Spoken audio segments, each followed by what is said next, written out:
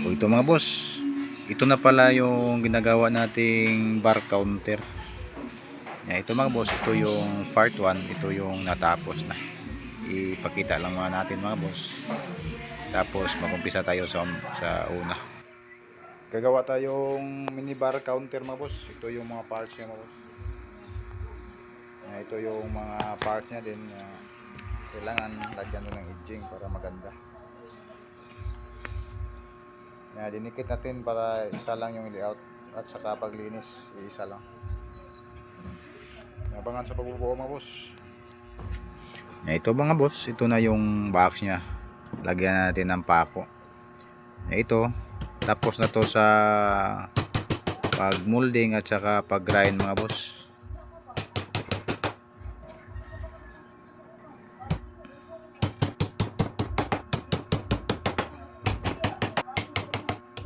Kailangan mga boss, lagyan natin ng molding, kumbaga edging para maganda naman tignan at saka narating ang panahon hindi tutuklap yung ply ng plywood. Yan lang po ang diskarte. Tapos ito yung frame nya, kumbaga ito yung molding nya sa harapan para maganda naman tignan. Ganito pala yung design nya.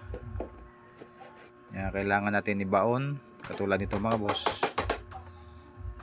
Pero mas maganda dito sa mga boss kay sulit nga kahoy yung frame nya, tapos naka-edging pa ng kahoy, hindi nahalata yung plywood. Ito yung base nya sa box, meron pa siyang 3/4 sa gilid. Sobrang tibay mga boss.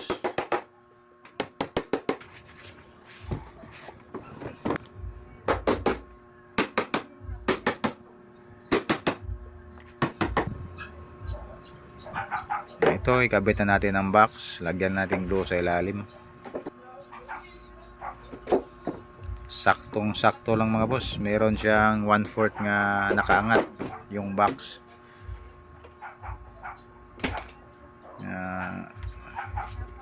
Lagyan natin ng pako. Ang nail gun natin, maganda ito gamitin dahil maliit lang yung butas ng dinaanan ng pako niya mga boss. Tapos magandang gamitin. Ito na mga boss, ito na yung vertical nya. Tapos ito naman yung ceiling. Ang gamit nating pang ceiling mga boss, yung sa ceiling 3/4 nya, sa siding 1/2 lang para hindi masyadong mabigat dahil hanging ito mga boss, dahil ceiling. Lagyan na natin ng solid ng kahoy sa harapan. Dito sa gilid niya naka 45 para maganda naman tignan. Gumawa tayong kumbaga yung frame nya katulad nito mga boss, nakabaon din ang media para hindi halata, kumbaga double molding sa harapan, molding din sa gilid katulad nito mga boss. Gamitan natin ng bar clamp para sisikip, ipit na ipit. Yan lang po ang diskarte mga boss. Kailangan ibaon natin. Kumbaga nakarabit yung plywood sa kahoy para maganda naman tignan at saka matibay. Ito, pagkatapos ito, ilagay na natin yung box sa loob. Katulad ng nauna mga boss, naka-box din siya, nakaangat ng 1/4 yung sa harapan.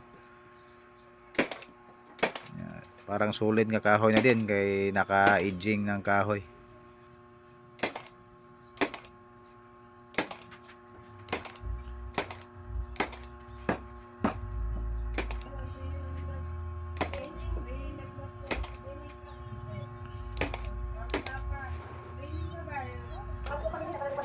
Ito mga boss, ito na yung base nya sa bar counter.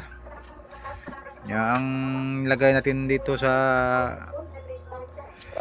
may harapan yung 3/4 nga plywood, tapos yung sa loob, kumbaga sa loob mga boss, yung 1/2 na lang para hindi masyadong mabigat. Basta importante naka-molding lahat para hindi makita yung ply ng plywood dahil varnish ito mga boss. Ito na yung base mga boss. Ito na yung sa may loob. Lagyan natin ng 1/2 na plywood lang.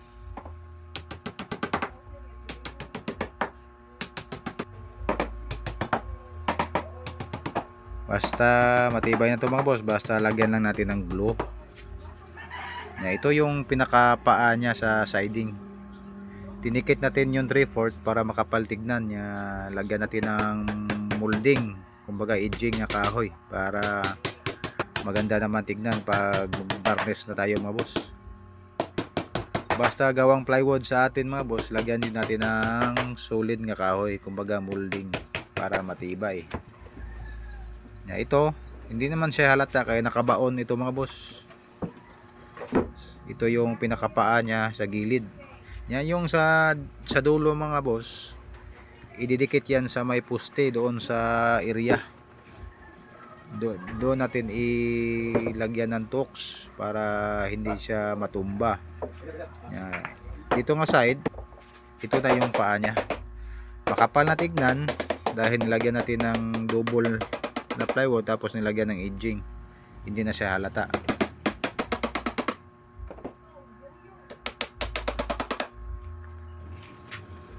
Ang gamit natin mga boss, maiging pako na lang dahil barless ito, halata naman yung ulo ng screw.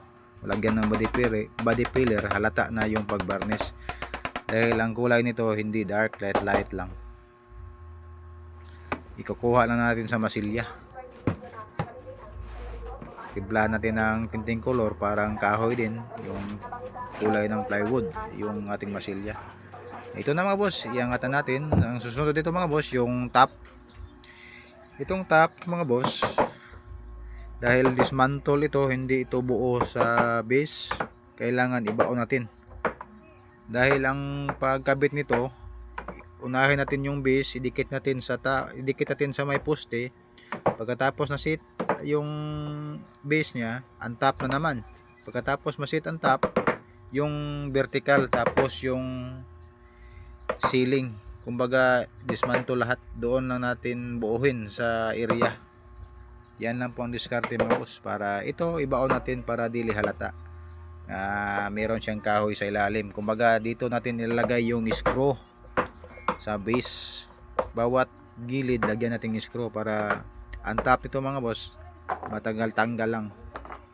Diskarte lang ito mga boss, paano yung paggawa natin.